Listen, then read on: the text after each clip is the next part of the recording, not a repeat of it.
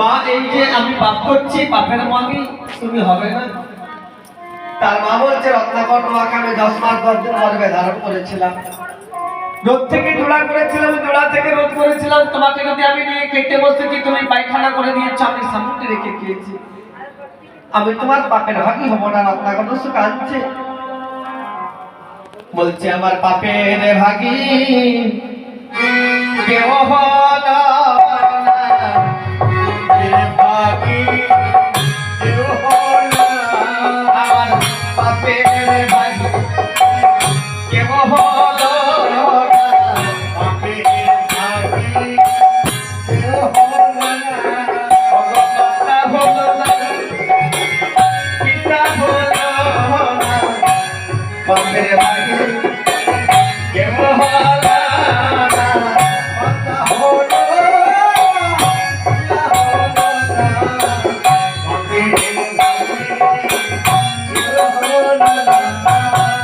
মাতা হলো চলে গেল কেঁদে কেঁদে নিজের স্ত্রীর কাছে। স্ত্রীকে গিয়ে বলছে সভাপতি, তোমাকে আমি যেদিন থেকে বিবাহ করে এনেছি, তুমি যে কথা বলেছো আমি সব কথা শুনেছি, তোমার পা তক্ক মাথা তক্ক অলঙ্কার দিয়েছি, তুমি কি আমার বাপের ভাগী হবে না? তার স্ত্রী বলছে না, আমি তোমার বাপের ভাগী হব না। চলে গেল বনের মধ্যে। বিষ্ণু ভগবান রত্নাকর দস্যুকে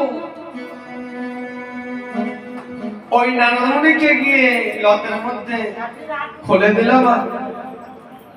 আর চরণ ধরে বলে দিচ্ছে, কি ঠাকুর, এই বনের মধ্যে যে আমি কি করে এই মুক্তি পাবো পাপের বলে দাও। তাই বিষ্ণু ভগবান নারদমুনি বলছে, যাও তুমি গঙ্গা থেকে দান করে এসো।